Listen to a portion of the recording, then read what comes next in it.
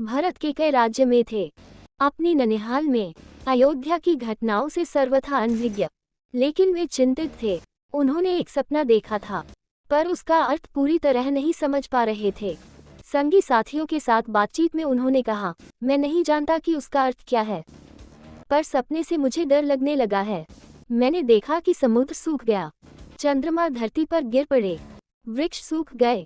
एक राक्षसी पिता को खींचकर ले जा रही है। वे रथ पर बैठे हैं, रथ गधे खींच रहे हैं। जिस समय भरत मित्रों को अपना सपना सुना रहे थे, ठीक उसी समय अयोध्या से घुड़सवार दूत वहां पहुंचे। घुड़सवारों ने छोटा रास्ता चुना था जल्दी पहुंचने के लिए। भरत को संदेश मिला, वे तत्काल अयोध्या जाने के लिए तैयार हो गए। ननिहाल में भरत का मन नहीं लग रहा था, उचट गया था। वे अयोध्या पहुंचने को उतावले थे।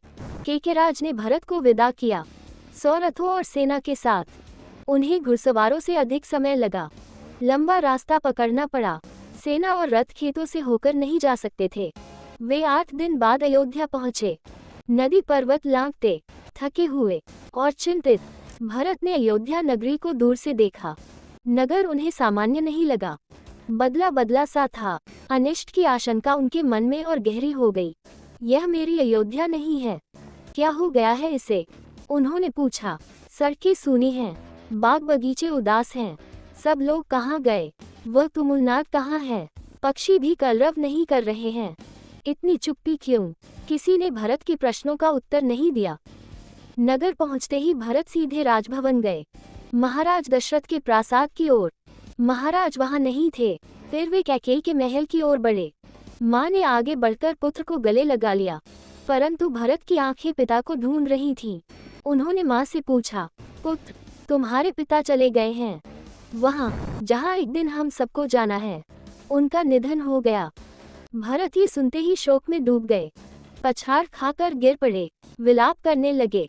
मां कैकेयी ने उन्हें उठाया, ढाढ़स बंधाया, कहा, उठो पुत्र, यशस्वी कुमार शोक नहीं करते। तुम्हारा इस प्रकार दुखी होना उचित नहीं है, राजगुणों के विरुद्ध है। अपने को संभालो। क्या से क्या हो गया? भरत यह मानकर चल रहे थे कि पिता राज्याभिषेक की तैयारियों में व्यस्त होंगे। सब कुछ उल्टा हो गया। उन्होंने मेरे लिए कोई संदेश दिया? भरत ने मां से पूछा। नहीं। अंतिम समय में उनके मुंह से केवल 3 शब्द निकले, हे राम, हे सीते, हे लक्ष्मण। तुम्हारे लिए कुछ नहीं कहा। भरत व्याकुल थे, विकलता बढ़ती ही जा रही थी। वह तुरंत राम के पास जाना चाहते थे। महाराज ने उन्हें वनवास दे दिया है, 14 वर्ष के लिए। सीता और लक्ष्मण भी राम के साथ गए हैं। कैकेयी ने भरत का मन पड़ते हुए कहा। वह जानती थी कि भरत यहाँ से सीधे राम के पास ही जाएंगे, परंतु वनवास क्यों? भ्राता राम से कोई अपराध हुआ? राम ने कोई अपराध नहीं किया। महाराज ने उन्हें दंड भी नहीं दिया। इसके लिए मैंने महाराजा दशरथ से प्रार्थना की थी। मुझे तुम्हारे हित में यही उचित लगा। मैं तुम्हारा अहित नहीं देख सकती थी, कैकेयी ने कहा। वरदान की पूरी कथा सुनाते हुए उन्होंने कहा, उठो पुत्र, राजगद्दी संभालो। अयोध्या का निष्कंटक राज्य अब तुम्हारा है। भरत अपना क्रोध रोक नहीं सके, चीख पड़े, ये तुमने क्या किया माते? ऐसा अनर्थ, घोर अपराध, अपराधिनी हो तुम। वन तुम्हें जाना चाहिए था, राम को नहीं। मेरे लिए ये राज अर्थहीन है। पिता को खोकर, भाई से बिछड़कर, नहीं चाहिए मुझे ऐसा राज्य। इस बीच मंत्रीगण और सभासद भी वहां आ गए। भरत बोलते रहे, तुमने पाप किया है माते। इतना साहस कहाँ से आया तुम में? किसने तुम्हारी बुद्धि भ्रष्ट की? उल्टा पाठ किसने पढ़ाया? यह अपराध अक्षम्य है। मैं राजपद नहीं ग्रहण करूंगा। तुमने ऐसा सोचा कैसे? सभासदों की ओर मुड़ते हुए भरत ने हाथ जोड़कर कहा, आप ही सुन लें। मेरी माँ ने जो किया है उसमें मेरा कोई हाथ नहीं है। मैं राम की सौगंध खाकर कहता हूँ, मैं राम के पास जाऊंगा, उन्हें मनाकर लाऊंगा, प्रार्थना करूंगा कि वे गद्दी संभालें। मैं दास बनकर रहूंगा। भरत बहुत उत्तेजित हो गए थे, स्वयं पर नियंत्रण नहीं रख सके। बोलते बोलते उनकी सांस उखड़ने लगी।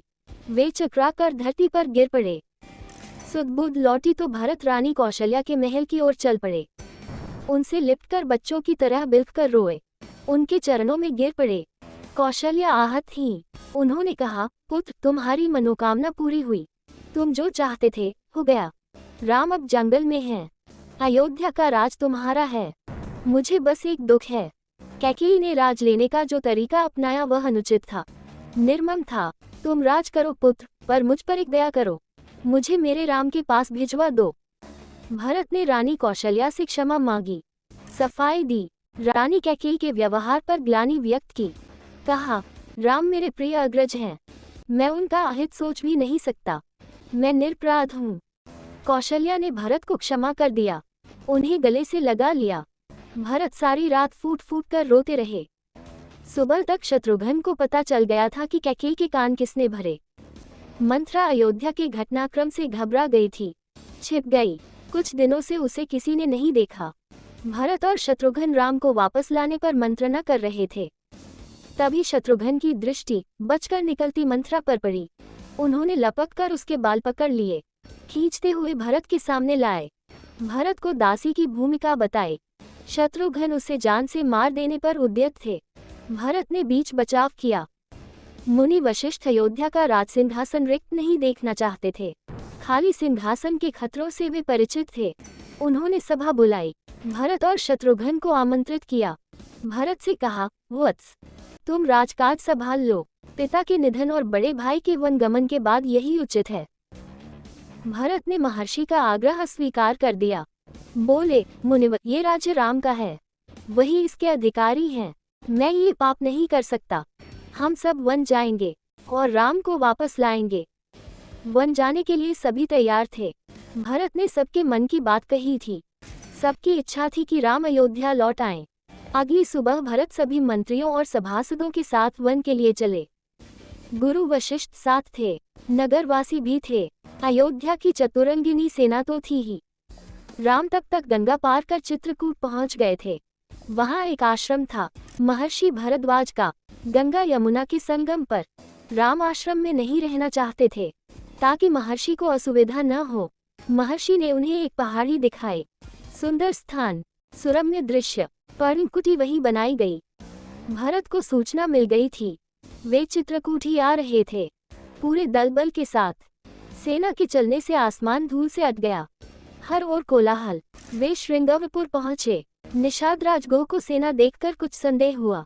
कहीं राजमग में आकर भरत राम पर आक्रमण करने तो नहीं जा रहे हैं। सही स्थिति पता चली तो उन्होंने भरत की अगवानी की। गंगा पार करने के लिए देखते देखते 500 नावें जुटा दी। रास्ते में मुनि भरद्वाज का आश्रम पड़ा। उन्होंने भरत को राम का समाचार दिया। वह मार्ग दिखाया जिधर से राम गए, वह पहाड़ी दिखाई जहां राम ने पर्णकुटी बनाई। अयोध्या वासियों ने रात आश्रम में ही बिताई, इस संतोष के साथ कि राम अब दूर नहीं है। आगे जंगल घना था। सेना चली तो वन में खलबची मच गई। जानवर इधर उधर भागने लगे। पक्षियों ने अपना बसेरा छोड़ दिया। छोटी वनस्पतियां सेना के पांव तले कुचल गईं। बड़े वृक्ष थरथरा उठे। राम और सीता पर्णकुटी में थे। लक्ष्मण पहरा दे रहे थे। कोलाहल उन्होंने भी सुना। वे एक ऊंचे पेड़ पर चढ़ गए, देखने के लिए कि मामला क्या है। लक्ष्मण ने देखा कि विराट सेना चली आ रही है। सेना का ध्वज जाना पहचाना था, अयोध्या की सेना थी। वे उत्तर की ओर से आगे बढ़ रहे थे। लक्ष्मण ने पेड़ से ही चीख कर कहा, भैया, भरत सेना के साथ इधर आ रहे हैं। लगता है वे हमें मार डालना चाहते हैं ताकि एक छत्र राज कर सके। राम कुटी से बाहर आए। उन्होंने लक्ष्मण को समझाया, भरत हम पर हमला नहीं करेगा, कभी नहीं। वह हम लोगों से भेंट करने आ रहा होगा। राम ने कहा, भेंट के लिए सेना के साथ आने का क्या औचित्य? दो भाइयों के मिलन में सेना का क्या काम? लक्ष्मण आश्वस्त नहीं थे। वे सेना पर आक्रमण करना चाहते थे। राम ने उन्हें रोक दिया। वीर पुरुष धैर्य का साथ कभी नहीं छोड़ते। कुछ समय प्रतीक्षा करो। इस प्रकार का उतावलापन उचित नहीं है। भरत ने सेना पहाड़ी के नीचे रोक दी। नगरवासियों से भी वहीं ठहरने को कहा। कोलाहल थम गया। उसकी जगह पुनः वन की नैसर्गिक शांति ने ले ली। भरत ने पहाड़ी को प्रणाम किया। शत्रुघ्न को साथ लेकर नंगे पांव ऊपर चढ़े। पांवों की गति अचानक बढ़ गई। भाई से मिलने की उत्कंठा में वे और प्रतीक्षा नहीं कर सकते थे। पहाड़ी पर दूर से उन्हें एक छवि दिखी। वह राम थे, शिला पर बैठे हुए। पास ही सीता और लक्ष्मण बैठे थे। भरत दौड़ पड़े, राम के चरणों में गिर पड़े। उनके मुंह से एक शब्द भी नहीं निकला। शत्रुघ्न ने भी राम की चरण वंदना की, बोले वे भी नहीं। उन्होंने दोनों को उठाकर सीने से लगा लिया। सबकी आंखों में आंसू थे। भरत साहस नहीं जुटा पा रहे थे बड़े भाई को ये सूचना देने का कि पिता दशरथ नहीं रहे। एक दुखद समाचार है भ्राता, बहुत कठिनाई से उन्होंने कहा। पिता दशरथ नहीं रहे। आपके आने के छठे दिन दुख में प्राण त्याग दिए। राम सन रह गए, शोक में डूब गए। राम को पता चला कि भरत के साथ केवल सेना नहीं आई है, नगरवासी आए हैं, गुरुजन हैं, माता हैं, कैकेयी भी। राम लक्ष्मण पहाड़ी से उतरकर उनसे भेंट करने आए, सबसे स्नेह से मिले। सीता को तपस्विनी के वेश में देखकर माताएं दुखी हुईं। राम ने कैकेयी को प्रणाम किया, सहज भाव से। कैकेयी मन ही मन पछता रही थी। अगले दिन भरत ने राम से राजग्रहण का आग्रह किया, समझाया, विनती की कि अयोध्या लौट चलें। राम इसके लिए तैयार नहीं हुए। पिता की आज्ञा का पालन अनिवार्य है। पिता की मृत्यु के बाद मैं उनका वचन नहीं तोड़ सकता। भरत को राजकाज समझाया, कहा कि अब तुम ही गद्दी संभालो, ये पिता की आज्ञा है। राम भरत संवाद के समय मंत्री और सभासद वहां उपस्थित थे, मुनि वशिष्ठ भी। भरत बार बार राम से लौटने का आग्रह करते रहे। राम हर बार पूरी विनम्रता और दृढ़ता के साथ इसे अस्वीकार करते रहे। महर्षि वशिष्ठ ने कहा, राम, रघुकुल की परंपरा में राजा ज्येष्ठ पुत्र ही होता है। तुम्हें अयोध्या लौटकर अपना दायित्व निभाना चाहिए, इसी में कुल का मान है। राम ने बहुत संयत स्वर में कहा, चाहे चंद्रमा अपनी चमक छोड़ दे, सूर्य पानी की तरह ठंडा हो जाए, हिमालय शीतल न रहे, समुद्र की मर्यादा भंग हो जाए, परंतु मैं पिता की आज्ञा से विरत नहीं हो सकता। मैं उन्हीं की आज्ञा से वन आया हूँ। उन्हीं की आज्ञा से भरत को राजगद्दी संभालनी चाहिए। राम किसी तरह लौटने को तैयार नहीं हुए। भरत के चेहरे पर निराशा के भाव थे, वे विफल हो गए थे। राम को मनाने में, आप नहीं लौटेंगी तो मैं भी खाली हाथ नहीं जाऊंगा। आप मुझे अपनी खड़ाऊ दे दें, मैं 14 वर्ष उसी की आज्ञा से राजकाज चलाऊंगा।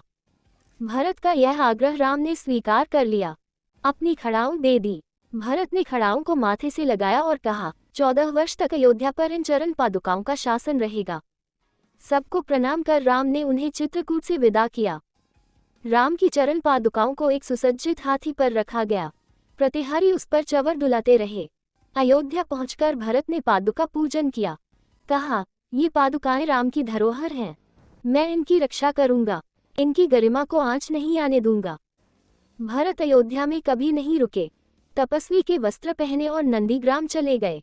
जाते समय उन्होंने कहा, मेरी अब केवल एक इच्छा है, इन पादुकाओं को उन चरणों में देखूं जहां इन्हें होना चाहिए। मैं राम के लौटने की प्रतीक्षा करूंगा। 14 वर्ष